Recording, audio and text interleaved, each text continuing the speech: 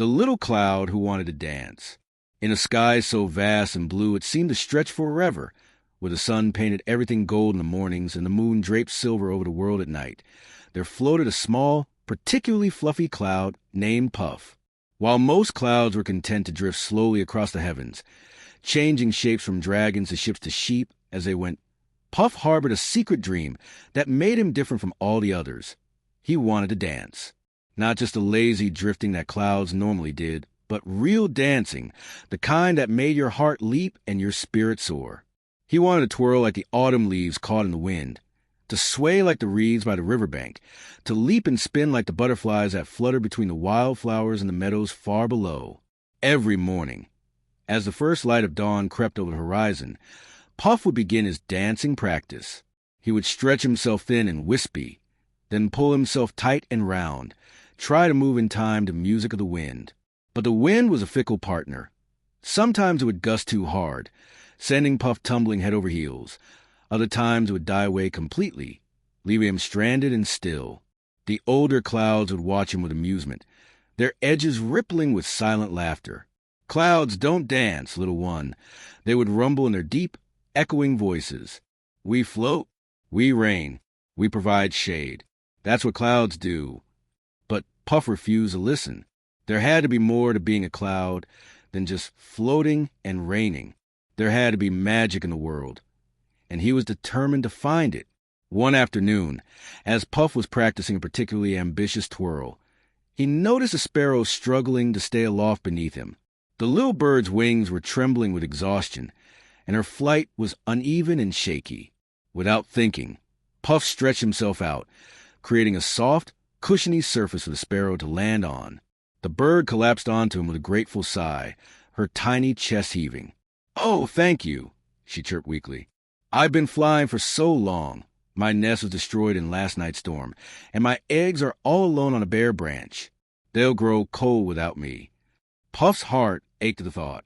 "I can help," he said, and before the sparrow could protest, he carefully stretched himself even thinner, letting the wind carry him down toward the tree where the eggs lay exposed.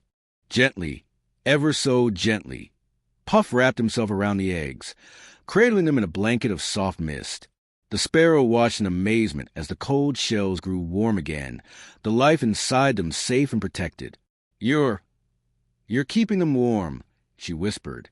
"But won't you fade if you stay like this?" Puff hadn't thought of that.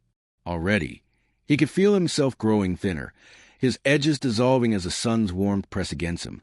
But he held on, determined to help. Hours passed, and by the time the sparrow's mate returned with materials to rebuild the nest, Puff was barely more than a wisp. As he finally pulled away, exhausted but happy, he noticed something strange. Tiny droplets of rain sparkled inside him, clinging to his mist like diamonds. The sparrow nuzzled against him. "You're not just a cloud," she said softly. "You're a kind cloud." And for the first time, Puff wondered if dancing wasn't the only magic he could find in the world. Word of Puff's kindness spread quickly through the sky and the land below. Soon, other creatures began to seek him out. A field of wilting flowers called up to him, their petals drooping and their stems parched from days without rain. "Please," they whispered, their voices as dry as the earth beneath them. "We're so thirsty." Puff hesitated.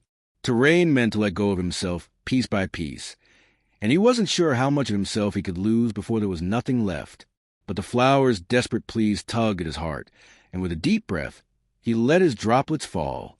The rain was gentle at first, a soft sprinkle that kissed the petals and leaves.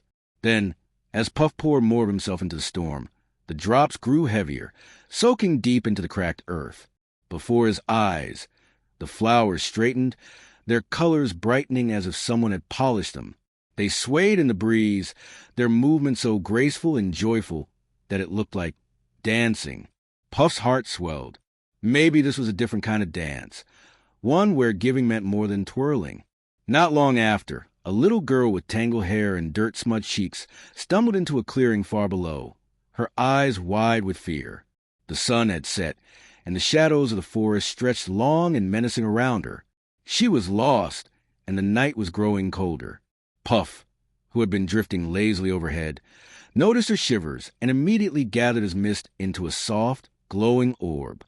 He floated lower, letting his light guide her through the trees, past brambles and brooks, until the warm glow of her cottage windows appeared in the distance. The girl turned to him with a smile brighter than the moon.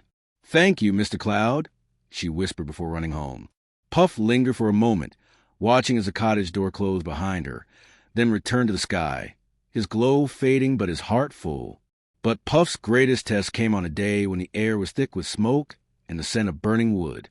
A wildfire raged through the forest below, its flames leaping from tree to tree like a hungry beast.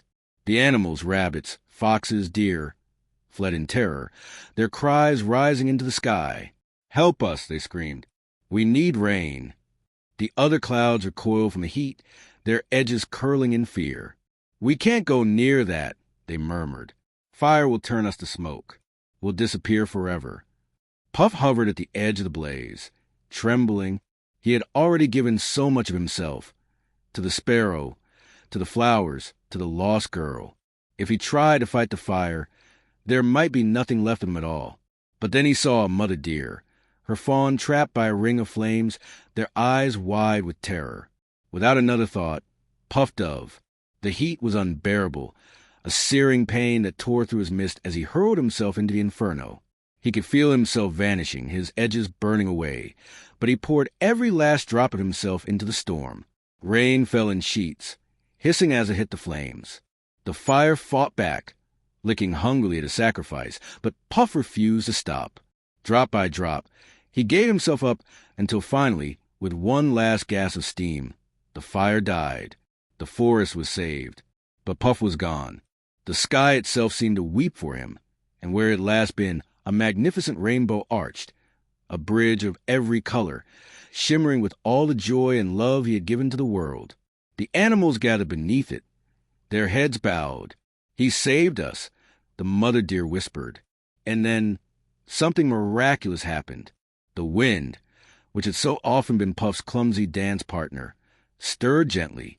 It gathered the last shimmering fragments of Puff, the laughter in the raindrops, the warmth in the mist, the kindness in every sacrifice, and lifted them high into the sky. Puff was no longer just a cloud. He was part of the wind itself, part of the rain, part of every sunbeam that broke through the storm. He could feel the music of the world now, the heartbeat of the earth, the rhythm of the seasons, the endless dance of life. And so, even though the older clouds still drift lazily across the sky, and though they still say clouds don't dance, the creatures of the earth know better.